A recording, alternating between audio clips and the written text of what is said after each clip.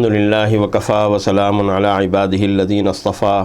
اما بعد فاعوذ باللہ من الشیطان الرجیم بسم اللہ الرحمن الرحیم انا اعطیناک الکوثر فصل لربک وانحر ان شانئک هو الابتر صدق اللہ العظیم۔ حجاج اکرام سے میں مخاطب ہوں اور یہ میرے لیے بھی بڑی سعادت کی بات ہے کہ آپ اس وقت منی میں ہیں اور میری آواز سن رہے ہیں، میری صورت دیکھ رہے ہیں، اور یقیناً میرے لیے بھی دعائیں مانگ رہے ہوں گے کہ اللہ تعالیٰ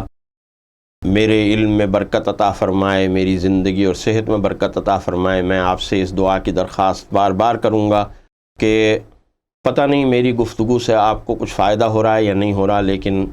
اس سے قطع نظر کہ آپ کو کوئی فائدہ ہو رہا ہے یا نہیں ہو رہا، میری درخواست یہ ہے کہ آپ اس وقت اللہ کے مہمان ہیں، اور مہمان میزبان سے جو مانگتا ہے میزبان اسے دے دیتا ہے۔ اس لیے آپ اپنی دعاؤں میں ہمیں بھی شامل رکھیں۔ اس کمپنی کو پہلے بھی میں نے عرض کیا تھا، اس کمپنی کو بھی اپنی دعاؤں میں شامل رکھیں۔ ہم لوگ اس پروگرام کی ترتیب کے اندر جتنے لوگ شریک ہیں ان سب کو اپنی دعاؤں میں شامل رکھیں کہ اللہ تعالی ہم سب کو جزائے خیر عطا فرمائے، اللہ تعالی ہم سب کے زندگی، صحت اور سلامتی کی حفاظت فرمائے۔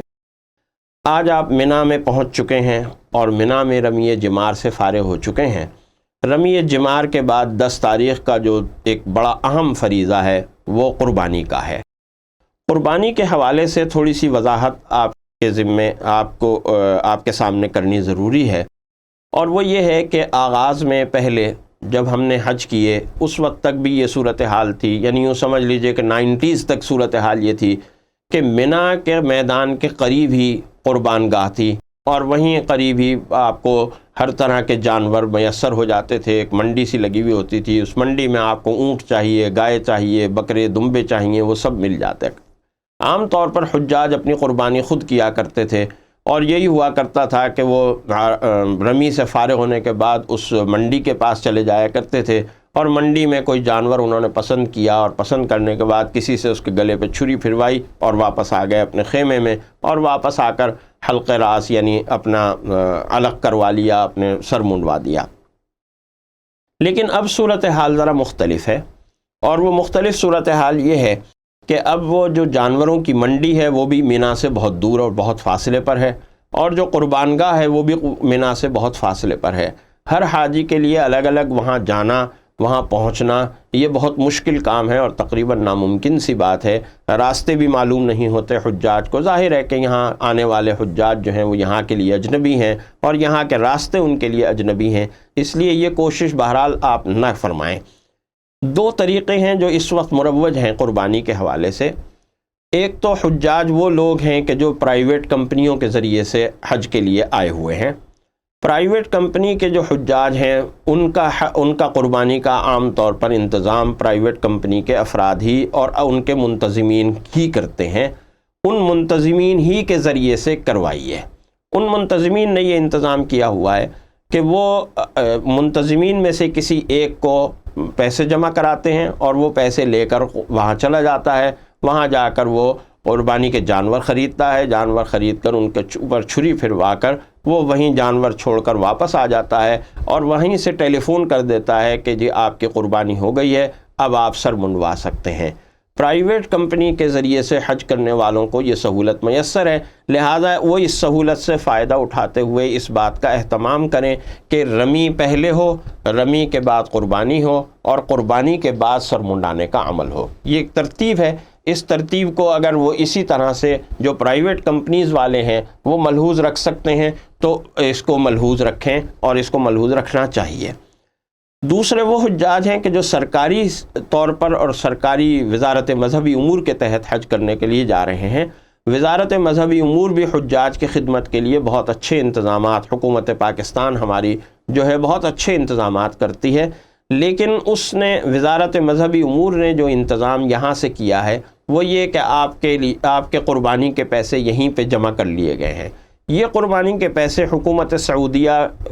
کے جو نظم ہے اس کے تحت جمع کر دیے جاتے ہیں، اور حکومت سعودیہ پھر قربانی کا فریضہ سر انجام دیتی ہے۔ وہاں صورتحال یہ ہوتی ہے کہ حکومت سعودیہ جو ٹوکن قربانی کا دیتی ہے اس میں قربانی کا عام طور پر ایک ہی وقت ہوتا ہے، اور وہ سب کو مثال کے طور پر 10 بجے کا وقت دیا ہوا انہوں نے کہ جی آپ کی قربانی 10 بجے ہوگی،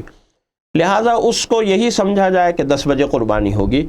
اور جیسے میں نے پچھلی گفتگو کے اندر عرض کیا تھا، آپ نے سنا ہوگا کہ منا سے مزدلفہ سے منا پہنچنے کے بعد آپ آرام کیجئے اور ظہر تک اپنے آپ کو آرام کیجئے اور اپنی وہ تھکان اتاریے جو آپ کی وقوف عرفہ کی اور وہاں کی رات کی مزدلفہ کی اور مزدلفہ کے سفر کی ہے، اس کو اتارنے کے بعد آپ ظہر کے بعد رمی کے لیے جائیے، ظہر کے بعد رمی کے لیے جائیے اور ظہر کے بعد رمی کرنے کے بعد آپ اپنا سر منڈانے کا کام کیجئے۔ رمی کرنے کے بعد آپ سر منڈوائیے اور یہی سوچ لیجئے کہ ہماری قربانی ہو چکی ہے، اب قربانی کے بعد جو ہے وہ ہمیں سر منڈوانا ہے، لہٰذا رمی کے بعد اب آپ کو سر منڈوانا ہے۔ سر منڈوانے میں یہ بات ذہن میں رکھیے کہ قرآن حکیم نے 2 شکلیں بتائیں، محلقین رؤوسکم و مقصرین، کہ یہ اللہ کے بندے اور نبی کریم صلی اللہ علیہ وسلم کی یہ امتی جو ہیں، یہ مسجد حرام جب آئیں گے تو حج کریں گے یا عمرہ کریں گے، دونوں صورتوں میں محلقین رؤوسکم و مقصرین لا تخافون، کہ امن و خوف، امن کے ذریعے سے اور خوف سے بالکل عاری اور خوف سے بالکل الگ ہوں گے اور بڑے اطمینان سے اپنے سر منڈوائیں گے یا بالوں کو کٹوائیں گے۔ سر منڈانے کا تو مطلب ہے سیفٹی یا اس طرح سے سر منڈوانا، اور مقصرین یعنی قصر کرنے کا مطلب یہ ہے کہ قصر کرنے کا یہ مطلب نہیں یعنی مردوں کے لیے قصر کا مطلب یہ ہے کہ سارے بالوں میں سے ہر بال کا 1/4 حصہ ضرور کٹنا چاہیے، یہ قصر کا مطلب ہوگا۔ اچھا، اب یہاں اس بات کو ذہن میں رکھیے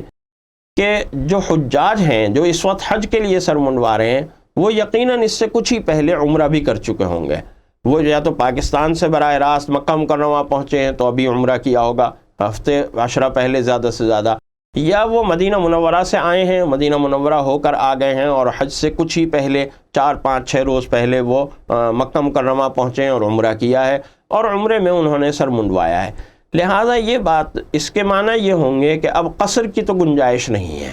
قصر نہیں ہو سکتا، اب سر منڈوانا ہی ہوگا۔ قصر صرف ان لوگوں کے لیے ہوگا کہ جو لوگ ابھی براہ راست، جیسے مثال کے طور پر وہاں ایسے پاکستانی ہیں کہ جو وہاں ریاض میں یا جدہ میں مقیم ہیں، وہاں رہ رہے ہیں، وہاں ملازمتیں کر رہے ہیں، وہ براہ راست منا عرفات پہنچے ہیں حج کی ادائیگی کے لیے، وہ افراد کرتے ہیں، اور وہ افراد کا مطلب یہ ہوتا ہے کہ وہ قربانی نہیں کرتے اور حج کے ساتھ عمرہ نہیں کرتے۔ ان کے لازمی بات ہے کہ بال بڑے ہوں گے، وہ قصر کر سکتے ہیں، لیکن اس لحاظ کے ساتھ کہ قصر اس طرح سے ہو کہ سارے بالوں کا 1/4 حصہ جو ہے وہ ضرور کٹے۔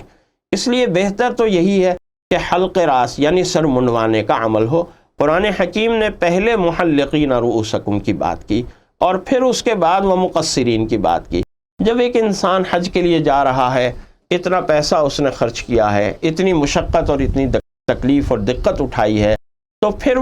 وہ کام کیوں نہ کرے کہ جو کام افضل ہے، جو کام بہترین ہے، جو اعلیٰ درجے کا کام ہے، وہ اعلیٰ درجے کا کام کیوں نہ کرے۔ اس لیے بعض لوگ اس بات میں تھوڑا سا محسوس کرتے ہیں کہ میرے بال خراب ہو جائیں گے، میں گنجا برا لگوں گا۔ کوئی برا نہیں لگیں گے، بہت اچھے لگیں گے، بہت نور آپ کے چہرے کے اوپر آئے گا۔ اس لیے اس بات کی بالکل فکر نہ کیجیے کہ میں سر منڈانے، میں نے تو کبھی سر منڈوایا ہی نہیں آج تک، میں نے تو آج تک بال اس طرح سے اتروائے ہی نہیں۔ کوئی حرج کی بات نہیں ہے، اللہ تعالیٰ آپ کو مزید بال عطا فرمائے گا اور بہت خوبصورت بال عطا فرمائے گا۔ ظاہر ہے کہ جب آپ سر منڈوائیں گے اور حج کے لیے منڈوائیں گے تو اس کے نتیجے میں جو بال نکلیں گے وہ انشاءاللہ پہلے سے زیادہ بہت خوبصورت اور بہت اچھے ہوں گے۔ اس لیے سر منڈوانے میں ہمارے مرد حضرات اس طرح کا کوئی مضائقہ اور کوئی اشکال ذہن میں نہ لائیں، سر منڈوائیں، سر پہ اس طرح پھروائیں۔ یہاں یہ بات بھی بیان کرنی اور عرض کرنی ضروری ہے کہ اگر آپ یوں کرتے ہیں کہ جیسے آپ کا ایک گروپ ہے حاجیوں کا، اپنے دوستوں کا، اپنے احباب کا یا اپنے اہل خاندان کا، تو جہاں میں نے عمرے میں بھی یہ بات عرض کی تھی، آپ کو یاد ہوگا کہ کوئی ایک آدمی کسی باہر کے آدمی سے سر منڈوا لے، یعنی ایسے آدمی سے کہ جو احرام میں نہیں ہے، وہ جب سر منڈوا لے گا تو وہ احرام سے نکل آیا۔ اب جب وہ احرام سے نکل آیا تو اب وہ دوسروں کا سر مونڈ سکتا ہے۔ یعنی اگر آپ یہ چاہتے ہیں کہ سر مونڈنے کے وہاں بڑے پیسے لیے جا رہے ہیں، جی 20 ریال لیے جا رہے ہیں، 25 ریال لیے جا رہے ہیں، تو اگر آپ سارے آدمی 20-25 ریال دیں گے تو یہ بڑا خرچہ ہو جائے گا۔ تو اگر آپ کے پاس سیفٹی یا اس طرح کا اس طرح یا کوئی سامان ہے تو آپ یہ بھی کر سکتے ہیں کہ ایک آدمی کسی باہر کے نائی سے سر منڈوا لے اور اس کے بعد وہ اپنے سارے ساتھیوں کا سر مونڈ دے، تو اس میں کوئی حرج کی بات نہیں ہے۔ لیکن یہ خیال رکھیے گا کہ کسی اناڑی آدمی سے سر نہ منڈوائیے گا، وہ آپ کے سر کو زخمی نہ کر دے. ابھی آپ کو اور بھی عمرے کرنے ہیں، ابھی آپ کو اپنے سر کی حفاظت کرنی ہے، تو اس بات کا بھی لحاظ رکھیے گا. تو یہ صورتحال سر منڈوانا یہ ایک فریضہ حج ہے. اب آپ نے جب سر منڈوا دیا تو آپ احرام سے نکل آئے، احرام کی پابندیوں سے نکل آئے. اب آپ غسل کر سکتے ہیں، آپ کپڑے پہن سکتے ہیں، سلے ہوئے کپڑے پہن سکتے ہیں. سلے ہوئے کپڑے پہننے کے بعد آپ خوشبو کا استعمال کر سکتے ہیں. آپ داڑھی میں کنگھا کر سکتے ہیں. سر کے بال تو آپ نے منڈوا دیے. اسی طرح سے اگر آپ خوشبو لگانا چاہتے ہیں تو آپ خوشبو لگا سکتے ہیں. وہ ساری پابندیاں کہ جو احرام کی وجہ سے آپ کے اوپر عائد تھیں وہ پابندیاں ختم ہو گئیں. خواتین کے اوپر بھی جو احرام کی وجہ سے پابندیاں تھیں وہ پابندیاں ختم ہو گئی ہیں، ان پابندیوں سے وہ آزاد ہو گئی ہیں. یہاں یہ بات بھی ذہن میں رکھیے کہ خواتین منا کی جو قیام ہے یا منا کی جو رمی جمار کی یا قربانی کی جو فریضہ اور وہ ہے وہ اپنے مخصوص ایام میں بھی کر سکتی ہیں. انہیں کوئی حرج کی بات نہیں ہے کہ وہ رمی جمار کے لیے چلی جائیں اپنے مخصوص ایام کے اندر. اگر وہ آ گئی ہیں مخصوص ایام کی وجہ سے صرف ان کا طواف زیارت تو متاثر ہوگا،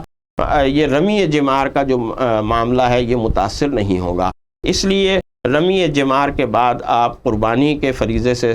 فارغ ہو کر اگر آپ پرائیویٹ اس میں ہیں اور اگر آپ پرائیویٹ نہیں ہیں سرکاری اس میں ہیں تو وہ وقت تھوڑا سا گزار کر آپ اپنا حلق راس آپ اپنا سر منڈوائیں، اور سر منڈوانے کے بعد آپ احرام سے باہر آ گئے. اب آپ جو ہیں وہ سادہ لباس میں سلے ہوئے لباس کے اندر آ جائیں، اور سلے ہوئے لباس میں بہتر یہ ہے کہ یہاں سے ایک نیا جوڑا لے کر جائیں اور نیا جوڑا پہنیں. ایسا جوڑا کہ جو آپ کی اس نئے پن کو ظاہر کرے کہ جو نیا پن آپ کو اللہ نے دیا ہے کہ کیوم ولدتہ امہ، ایسا معصوم بچہ جیسے آج ہی ماں نے جنا ہے. تو اس نئے پن کو جو میرے اور آپ کے اندر پیدا ہوا ہے اس نئے پن کو ذرا اپنے بیرونی اس میں بھی اظہار کریں اور کوشش کریں بہتر یہ ہے کہ نیا جوڑا پہنیں جو آپ نے اس سے پہلے نہیں پہنا. اللہ تعالی ہمیں ان مناسک حج کو پوری طرح ادا کرنے اور پوری ہمت اور قوت سے ادا کرنے کی توفیق عطا فرمائے. آمین. وآخر دعوانا الحمدللہ رب العالمین.